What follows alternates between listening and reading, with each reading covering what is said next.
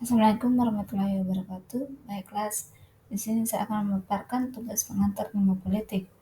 Perkenalkan, nama saya Rubiani, NIM 2440115, Prodi Administrasi Negara, mata kuliah pengantar ilmu politik. Baiklah, di sini saya akan menjelaskan apa itu HAM. HAM adalah singkatan dari hak asasi manusia, yaitu hak dasar yang melekat pada diri manusia sejak lahir dan tidak dapat dihilangkan oleh siapapun. HAM merupakan anugerah Tuhan yang wajib dihormati, dijunjung tinggi, dan dilindungi oleh negara, hukum, pemerintah, dan setiap orang. Macam-macam HAM menurut bidangnya. Yang pertama, hak asasi pribadi, contoh kebebasan memilih agama.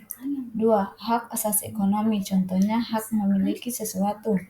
3. Hak asasi politik, contohnya hak untuk memilih. 4. Hak asasi sosial dan kebudayaan, contohnya hak berperoleh pendidikan. 5. Hak asasi mendapatkan perlakuan yang sama dalam hukum dan pemerintahan. Contohnya dalam hukum tidak diskriminasi dalam proses pengadilan. Contoh pemerintahan, hak memiliki dan dipilih dalam pemilu. 6.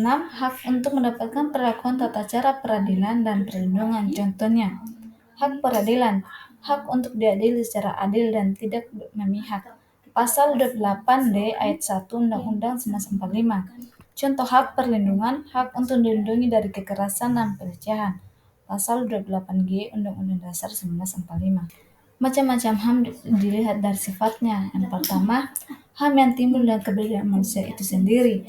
Contohnya, hak hidup, hak beragama, hak asasi sosial. 2. Hak asasi yang berhubungan dengan kebutuhan manusia. Contohnya hak memperoleh sesuatu pendidikan. Pelanggaran HAM berdasarkan sifatnya ada dua, yaitu pelanggaran HAM ringan dan pelanggaran HAM berat. Pelanggaran HAM ringan yaitu diskriminasi pelanggaran yang tidak mengancam nyawa seseorang namun merugikan orang tersebut.